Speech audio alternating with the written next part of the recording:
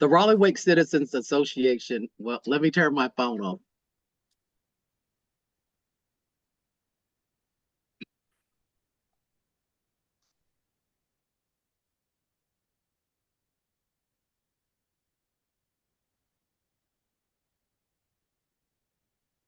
I apologize. The Raleigh Wake Citizens Association is a community-based, nonpartisan advocacy organization established in 1932. We advocate for public policy that positively affects historically marginalized populations. Our goal is to empower RWCA as well as Raleigh and Wake County residents to protect, to encourage, to educate, and support their civic, economic, social, educational, and political advancement. For 92 years, our organization, the RWCA, has been an influential factor in supporting positive and progressive policies that reflect the values of RWCA.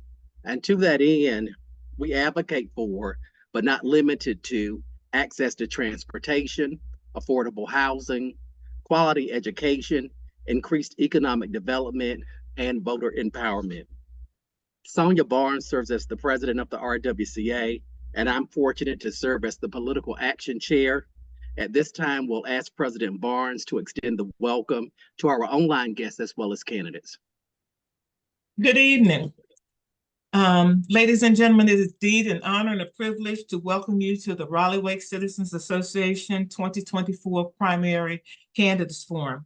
We're grateful that you've joined us tonight, and we believe that tonight's forum will be an enlightening experience that will aid you in making informed decisions as you go about choosing individuals that you would like to represent you in the upcoming 2024 election.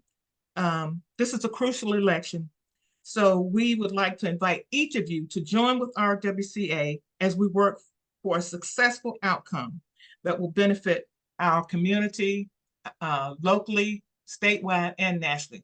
Thank you for joining us, and we look forward to a productive forum. Thank you, President Barnes. At this time, we want to introduce our panelists, and I'm going to toss to LT, to Marcus, and to Sonia. And if you'll state your name and your organization that you're with. Good evening, everyone. I'm LT McCrimmon, and I'm a member of RWCA, as well as a member of the PAC. Okay, I'm Sonia Barnes, and I'm president of RWCA and also president of the North Carolina Black Women Empowerment Network. Thank you, Sonia. And Marcus. Yes, good evening, everyone. My name is Marcus Bass. I have the pleasure of serving on the Impact Board for RWCA. I'm also the Deputy Director of the North Carolina Black Alliance. Thank you. Candidates, you will have 2 minutes to provide an opening statement, followed by questions from the panelists. Each candidate should respond to the question and will have 2 minutes. Should respond to the question and will have 2 minutes to do so. At the conclusion of this session, candidates will have 2 minutes to provide a closing statement. And I want to pause to ask if there are any questions at this juncture. Hearing none, we'll toss the first question to President Barnes. If elected, what 3 policies would you prioritize, and how would you work across the aisle to enact those initiatives? And so we'll start with Congresswoman Ross. Okay, well, hello, everybody. It's great to see you virtually, though I've seen several of you out and about in the community. I want to thank the RWCA for having this candidate forum. I've participated in these forums off and on over the last 20 years and have enjoyed having the RWCA's endorsement in the past, and I value it. I've also been a member of the RWCA and really appreciate the work that you do in the community. I am currently serving in Congress. I'm running for my 3rd term, and I served in the North Carolina General Assembly. I was elected 6 times representing Wake County, Raleigh, and part of Southeast Raleigh and Garner. And my top priorities that affect the community have to do with, number 1, economic opportunity. And when I talk about economic opportunity, I mean access to good paying jobs, to affordable housing, to affordable health care, to affordable transportation options. I have spent my career working on all of these issues and have delivered both projects and funding to Wake County in these areas. I'm sure you all know about what we did with the Inflation Reduction Act to lower the price of prescription drugs, negotiate with Medicare for our seniors, lower the price of insulin to $35. I also have secured money for affordable housing, in particular the Kings Ridge project over by Wake Med and Cary's first affordable housing project. And then I've worked to deliver transportation funds. I have also worked alongside the RWCA to make sure that we have better access to the ballot. Fought against gerrymandering. I got the same day voter registration at early voting passed when I was in the state legislature, and that was a huge accomplishment. And then finally, I know time is up. I've been working on education issues all the way from being an attorney, working on the Leandro case, to fighting for our HBCUs as a member of the HBCU caucus and our community colleges. Happy to be with you tonight. Thank you. We will also allow 2 minutes for Mr. Douglas to introduce himself and to provide an opening statement. Well, thank you very much for the opportunity. My name is Eugene Douglas. I came to Wake County after selling my house in Robeson County to come up here as a retired chemistry teacher to be near my son and his family. I ran for Congress before in 2002, as well as U.S. Senate in 1998 and 2000. But I'm a retired chemistry teacher. I've taught chemistry starting in the Tampa area and then all over the world for the last over 30 years, basically teaching students from Kazakhstan, Iraq, Micronesia, the Tampa area, South Texas, etc., and basically teaching general and organic chemistry to college and university students of all sorts of different backgrounds. And so basically, my 3 priorities are decrease the size of the federal government, bring responsibilities back to the states and the cities to manage their own affairs, and the micromanagement. Congressman Ross essentially wants to micromanage everything from a big bureaucracy in Washington, D.C., which costs taxpayers money in Raleigh, and basically what makes it essentially less money available for people of all backgrounds here in Raleigh that are trying to support their families. And basically, the second thing regarding my policy is I think all immigration laws should be enforced so that American citizens get priority for jobs, and that includes all people who are American citizens of different races, creeds, etc., who should be able to get entry-level jobs out of high school or even with a GED to essentially be able to start a career and learning to work on the job instead of an illegal alien who gets support from elsewhere to essentially do that. My third priority is to essentially protect innocent human life, and that includes stopping the allowing of men to be involved in women's sports, essentially, and essentially hijack college and high school sports for women, as well as to protect innocent unborn babies who are girls from the immoral act, just like Lieutenant Governor Robinson essentially calls the killing of babies, particularly of color, as being reprehensible. I totally agree with him. Thank you. We'll toss the next question to LT.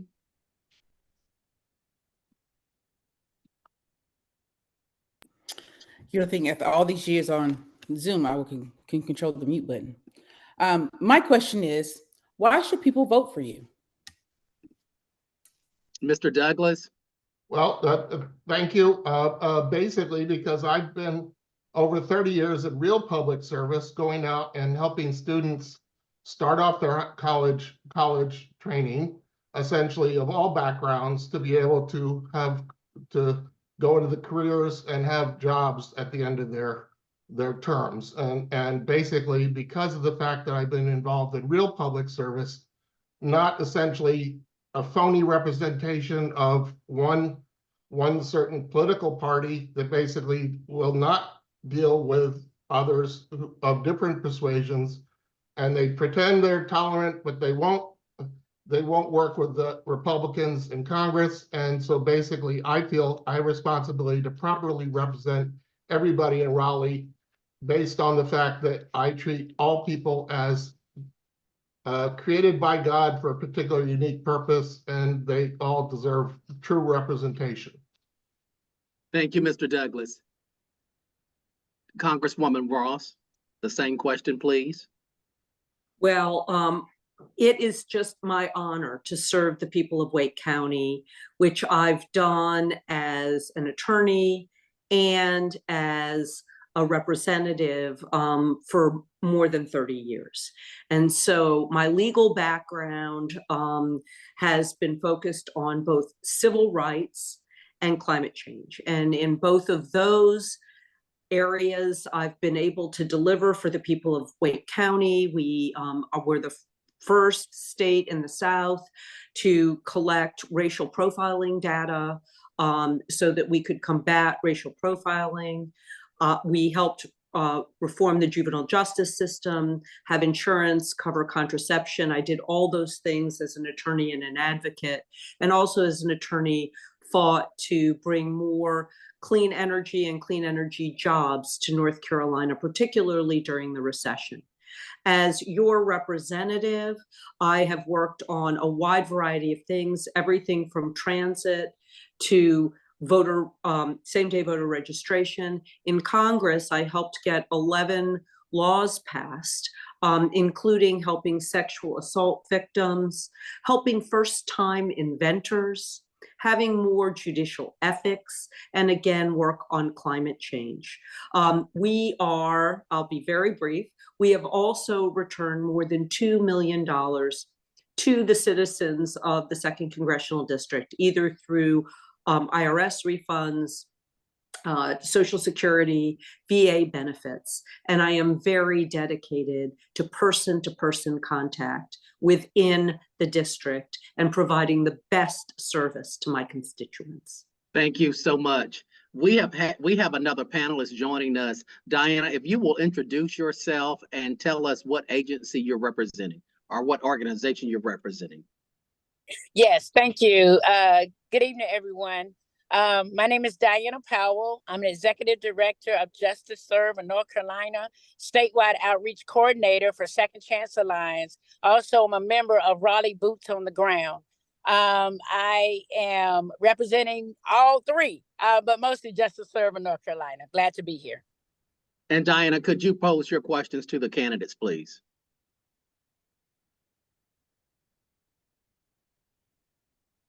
Actually, I didn't get the question. Okay. Do you have a question that you would like to ask individuals seeking the position to Congress? Yes. Being a community organizer in Wake County and around the state, we are faced with so much homelessness, and people are being displaced with families that are living in and out of hotels. These are families that are working. It's just not enough. They're not making enough to sustain them. And so my question is, how will you help us help them with bringing effective resources around these issues, especially around emergency housing? I know we have the affordable housing and low-income housing. I know we have all that, but I'm talking about emergency housing to move them to the next phase. Thank you, Diana. And we'll toss to Congresswoman Ross. Well, what a great question, and what an important question, particularly now in the winter. I have been working on affordable housing in all of its forms, everything from helping the homeless to having more housing accessibility since I have been a public servant. And so I have worked to make sure that we have more money for affordable housing and help for our homeless through Congress. I do not want to take all the credit for that because Congressman David Price was a real leader for that in Congress. And I had the great opportunity to work alongside him and vote for one of the largest expansions in housing assistance from the federal government that we've had. In addition to that, I've worked very closely with our county commission on finding more ways to deal with emergency housing and affordable housing. Two areas where I've worked on that, one for the persistently homeless was the Kings Ridge project. I'm also working on a way to get more housing for foster kids who just simply age out of the system and then they have nowhere to go. So in addition to having federal supplements to what we do locally, I am doing everything that I can. And when it comes to mental health, I have gotten funding for the mental health center that Wake Med is building, and we know that so much emergency housing is needed by people with persistent mental illness. Thank you, Representative Ross. I'm sorry, Congresswoman Ross. I do apologize. Thanks. And we want to toss to Mr. Douglas. Yeah, well, my policy is that I basically believe all these responsibilities should come back to the state and local level. That basically, if the federal government has the money and then dispenses it, it comes with a lot of regulations that doesn't need to be there, particularly if they're duplicative of state policies. And essentially, any money that's available from taxpayers that go to Raleigh, go to Washington, D.C. to support a huge bureaucracy in Washington, D.C., should stay here in Raleigh to handle these things on the local level. And that involves working with churches, groups like the Salvation Army, groups with 12-step programs that essentially will work with individuals to essentially have it be a more private effort to essentially, we're dealing with a $31 trillion debt. Money doesn't grow on trees. Unfortunately, the Democratic Party likes to dispense money as if it does grow on trees. And we got a responsibility for our kids and grandkids to essentially start paying back the debt. And that means bringing responsibility, ending the bureaucracy in Washington, D.C., back to local people, back to local churches, back to local groups like the Salvation Army and other groups that could essentially be much more efficient in helping people on an individual level get legitimate things. But I think that public housing, there needs to be drug testing. The housing projects need to be cleared up of all drug dealers and others who essentially abuse the system. So essentially, the people who live in those things could be confident of being safe, secure, and have their kids go out and play. And that means enforcing law. That means dealing with the gangs and others that infest public housing, and essentially doing something at the local level to change the policy away, to promote families, to essentially enable husbands to stay home with their families, and so that basically the family unit could be restored to the Black community as well, particularly because so many kids grow up in broken homes where basically a lot of kids rarely see their fathers, and that needs to change, but at the local church and level. Thank you. And we'll toss to Mr. Bass. Wow, yes.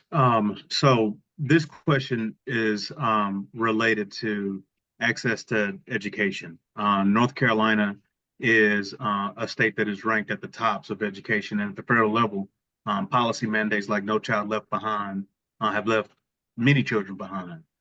In your position from your candidacy, what do you think are the prospects or your positioning around access to sound basic quality education at a congressional level? We'll start with Congresswoman Ross. Well, thank you for that question. And thank you for mentioning the state constitutional right to a sound basic education, which has been upheld multiple times by our Supreme Court in the Leandro case, which I was involved in at the very, very beginning as an amicus. Unfortunately, that case is back before the state Supreme Court, and I'm very fearful that that right will not be protected quite as well. When it comes to the federal government, there is no federal constitutional right to a sound basic education. But there are two ways that the federal government is on the hook for children who don't have means, and these are Title I children, so they're poor children. Not necessarily of any particular race, but they're children who are eligible for free and reduced price lunch and who need particular assistance. And the federal government funds extra services for our Title I schools and our Title I children, and that helps them get a sound basic education because not all of our school systems have enough money for that additional funding. The second thing that the federal government does is provide rights for students with disabilities. The states simply did not give students with disabilities sufficient access to funds and special education plans to be able to reach their true potential. I don't believe that the federal government has lived up to its funding obligations there. And so in that way, I think that the federal government should supplement what we provide to help our children with disabilities. Wake County in particular has been very, very good with both of these populations. Thank you. I heard you, Michael. I will wrap up. Thank you. Mr. Douglas, the same question. Well, basically, I believe that the Department of Education needs to be closed down and the bureaucracy that goes with it, and any monies that would be used to support that would essentially remain here in North Carolina for the state representatives to dispense in an appropriate manner to fit local needs. And that means truly looking after those who are disabled or whatever else. But what's happening with the federal government now in the Biden administration, they're actively supporting 12 million illegal aliens coming across the border, essentially taking away money that should support our local communities, and essentially trying to essentially borrow money, essentially forcing our kids and grandkids to eventually have to repay it, and essentially supporting a bureaucracy in Washington, D.C. through the Department of State that essentially wastes the funds that goes to these illegal aliens when they should get in line along with the other ones trying to immigrate here legally. And that is part of the major problem and the discontinuity between what Congressman Ross wants and her pretense that the federal government has loads of money to dispense at the local level. In reality, it shouldn't get it in the first place. It should remain here in the things for communities to look out for their own, and that includes looking after the disabled and the disadvantaged in a proper way. But someone asked about drug testing and such like that. Yes, I believe that there should be drug testing, and drug dealers should be removed from public housing, and essentially those who are law-abiding and supporting their families appropriately, they should be the ones to essentially have the blessing of a place to live that's safe for their kids and safe to walk outside. Thank you. And I would also ask, do you agree that it's most important to vote along party lines to advance your party priorities? If yes, why or why not? And I'll toss to Mr. Douglas. Well, the Republicans historically have been willing to work with responsible Democrats to come up with legitimate solutions for legitimate solutions for real problems that affect all people in the U.S. But essentially, the Biden administration and Democrats in Congress since the early 2000s has essentially decided that they will not work with Republicans, that they may promise that they will, but they will not work with Republicans to come up with legislation to essentially work to solve problems across party lines. And essentially what the Democrats want to do is divide people by getting into critical race theory and DEI that essentially end up discriminating against other people because of the fact that they have the wrong color or the wrong background. Essentially, what it does is it essentially enables illegal aliens and others that come in of certain backgrounds that are favored, essentially get preferential treatment than the people who are here, whether it be Native Americans or African Americans or Hispanic Americans that have been here for decades and generations, that essentially that they're being deprived of jobs and a livelihood because essentially the Biden administration has decided that they're going to support illegal aliens and essentially enable them to take away the jobs of local people. Thank you. And we have one question from the chat, and I'll read this question. How will you help to minimize the trauma and the systematic segregation that's in place that causes mental illness, that cause the majority of drug use? And I can repeat that if needed. Is that for me or is that for Mr. Douglas? Toss that to you, Congresswoman Ross. Okay. Well, first of all, to your earlier question about bipartisan work, I want you to know that the vast majority of the legislation that I have gotten through Congress has been bipartisan. I do a tremendous amount of work with Senator Tillis. 2 of the bills that I got signed into law, he was the person who carried them on the Senate side. Clearly, he's a Republican. I did work on offshore wind with Congressman Rouser, work on PFAS with Congressman Hudson. So I work across the aisle. I will say that in this election in particular, given that we have divided government and gridlock, my experience when I was in my first term in Congress was much better with getting bipartisan bills through, like the infrastructure bill and the CHIPS and Science Act. So I think that the Democrats have delivered. And I hope that you will vote for me and a ticket that will allow us to deliver again. As for mental health, I've been working on these issues for a long time. My dad is a retired psychiatrist.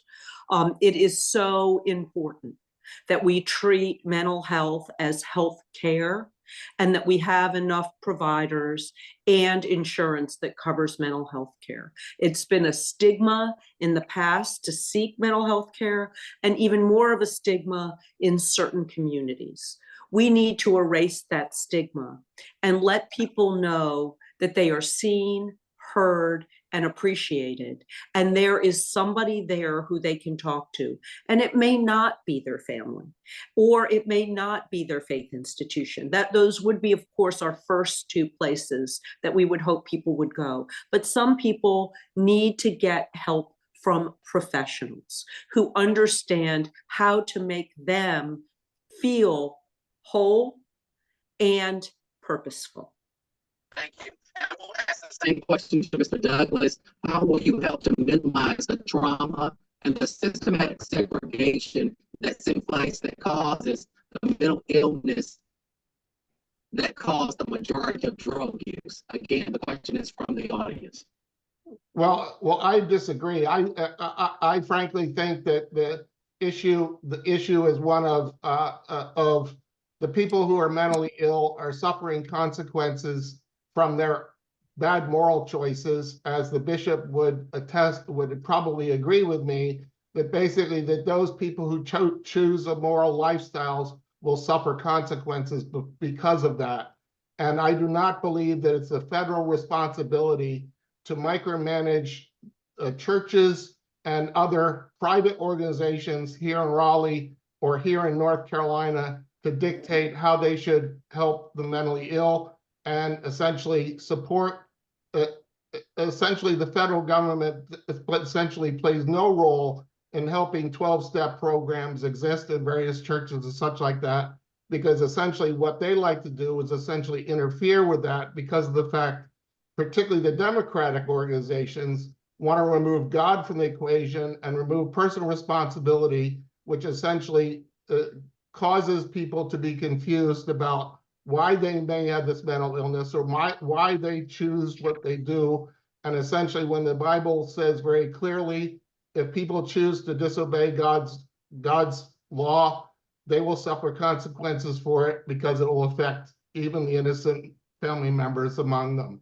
And if they're drunken fathers who are essentially abusive to their wives and families, that the real victims are the kids that have to grow up in that atmosphere. And adults have the responsibility to change their own behavior first, so that essentially the problem does not perpetuate itself, because the sins of the fathers are visited onto the kids to the third and fourth generation.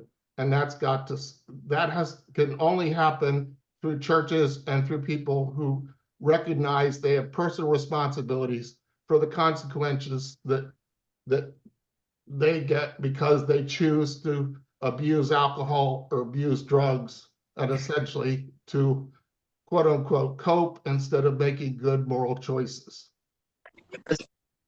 And another thing from the audience, we hear about the workers, but they don't hire themselves. What penalties do you propose for corporations and business owners who hire undocumented workers? Well, frankly, I believe that we need to go full e-hire, essentially that essentially provides jobs to American citizens first, then green card holders and those who are here legally. And those who are not here legally should not be given asylum automatically and then be told to show up in 5 years to essentially have a hearing. Because basically with 12 million people coming in every year under the Biden administration into this thing, what it essentially does, it essentially empties the entry-level job market to essentially getting people from Guatemala who just get a work visa, essentially emergency work visa, because they come here as illegal immigrants, and essentially wipes out the entry-level job market for people here in Raleigh. And that is the Biden administration's thing, and Congressman Ross essentially wants to pretend she's helpful and everything else in all these different areas, but in reality, until the problem of illegal immigration is solved, all these things will never be resolved because the money is going elsewhere to help settle illegal immigrants. Thank you. The first thing I would like to point out to the panel and to the audience is not once have I disparaged my opponent, not once. And part of being a good public servant is knowing that you represent everyone, regardless of whether or not they vote for you, and that you serve everyone, regardless of whether or not they vote for you. And I'm very proud that my office treats everyone with dignity and respect. We do have an e-verify system that makes sure that anybody who employers hire is here legally. And so that has been put into effect both at the federal and the state level. What I hear from employers, and this is from the Farm Bureau, this is from the Hotel Motel Association, this is from Walmart, which I went to visit earlier this week, this is from the Chamber of Commerce, is that we are at a historic low for unemployment and we cannot find workers, and that they would like to have us have more ways to have legal immigration, so that they can find the workers that they need, because they simply cannot find enough workers. I think the combination of changing our laws in ways that help business and our economy and having employers follow the law, that is the way to go. Thank you. Are there other questions from our panelists?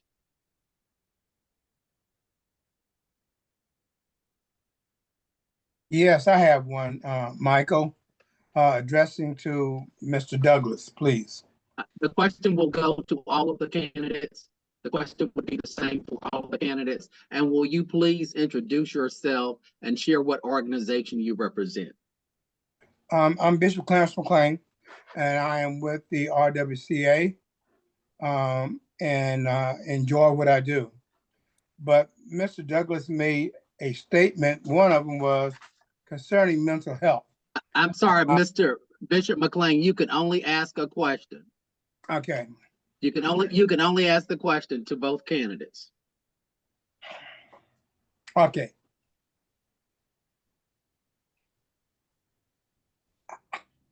How do you define mental health being a product of family ties? As per what you said.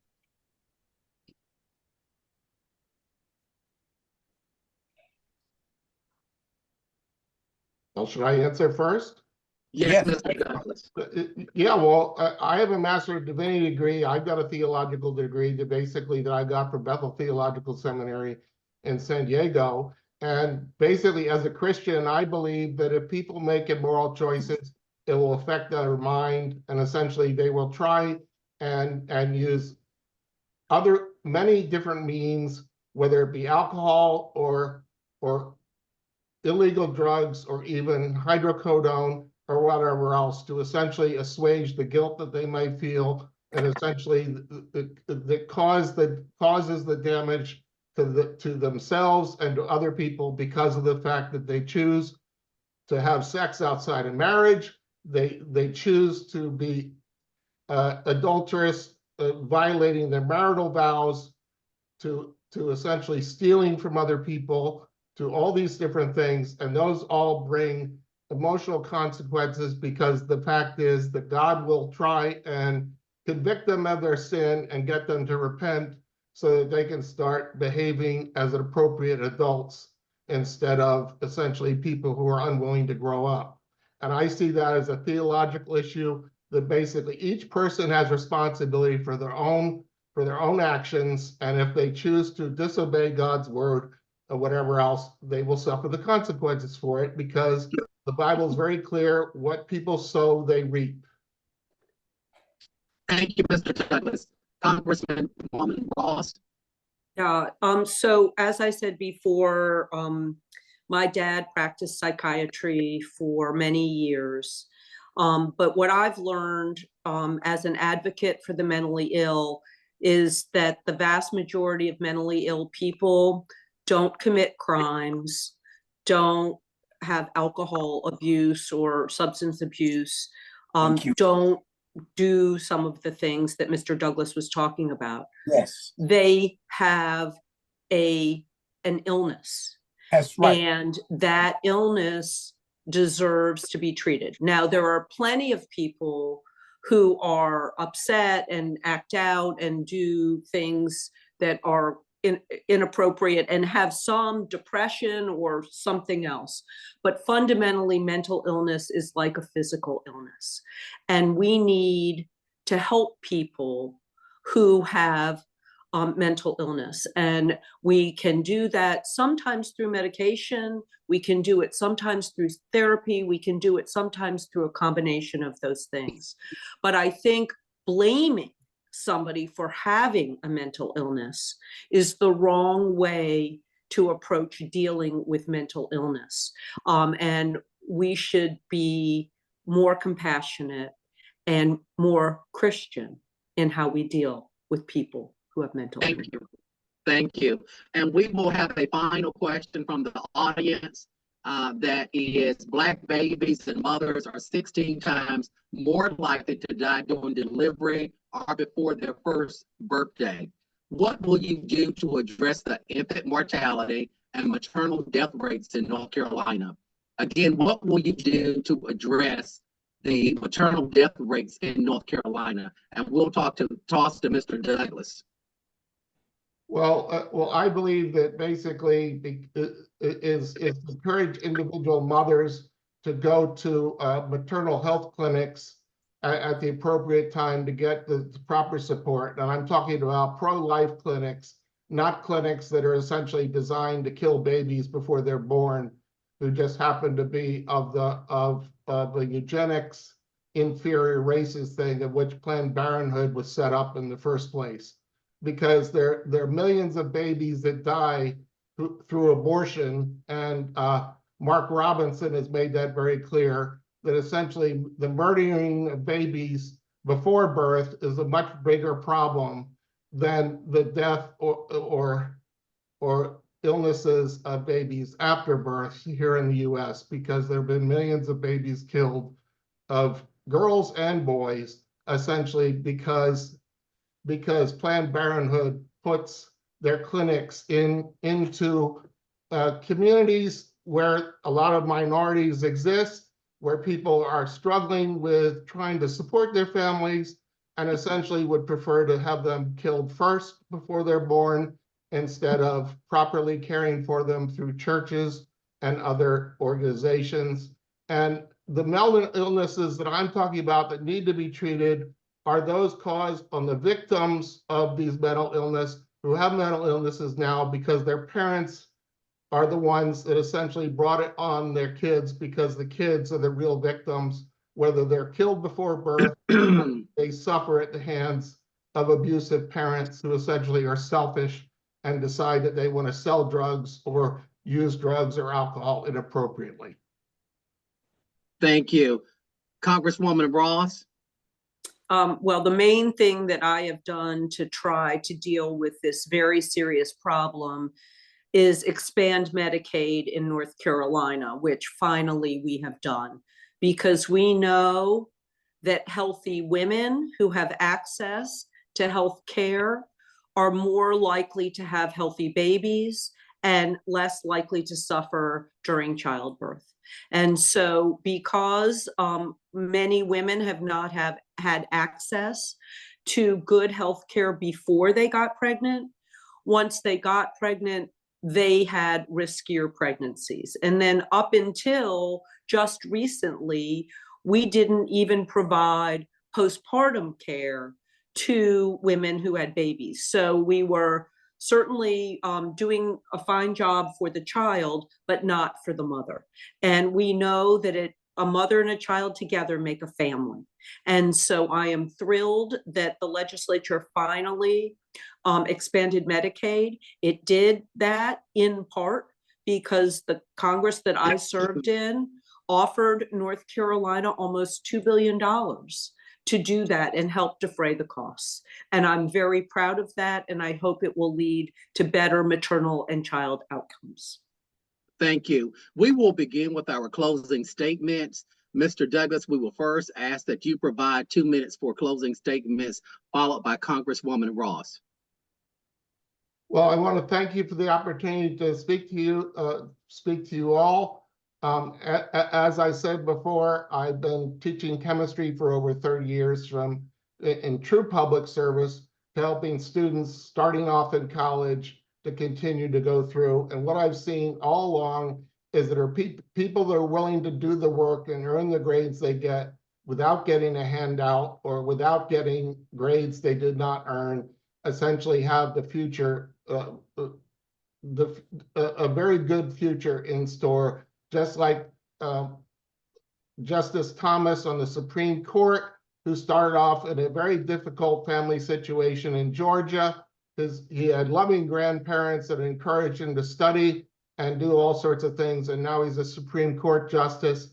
And people like Thomas Sowell, as well as Walter Williams and George Washington Carver, Frederick Douglass, and others who have also been from slave backgrounds or other things like that, have excelled just by their hard work and earned the notoriety they got. Essentially, it shows that essentially people of character, willing to do the work, and essentially be responsible people, be responsible parents, essentially, and that's what we have to encourage our people on the individual level, and that includes through churches, through true social organizations, And please don't get the wrong idea that I don't support Medicaid. I believe that Medicaid is appropriate for people who truly need it, but I do not believe the federal government should be involved in much of this, because essentially the federal government wastes taxpayers' money. And that's essentially what we need to do to change that. Thank you. Your closing comments, Congresswoman Ross. Well, I just want to thank the panel and everybody who joined this evening for such thoughtful questions. They really reflect what's on the mind of people in the community. I have been all over Wake County and want you to know that I appreciate how thoughtful and informed this whole panel discussion has been. I also want you to know that it's my honor to serve you in Congress.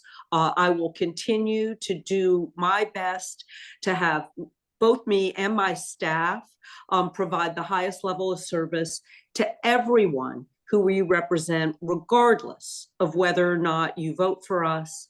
And I look forward to seeing everybody out and about in the community. I'm actually the most excited about this race for Congress because we can get out like we did before the coronavirus. And I have enjoyed everything from the Martin Luther King March to being in community centers and schools, and really look forward to seeing everybody on the campaign trail.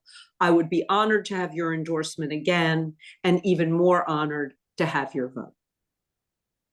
Thank you so much to both of you for joining us. We appreciate your taking time to share your views and your values with us. Thank you again for joining. Have a wonderful evening. Thank you very much. Thank you, Mr. Douglas.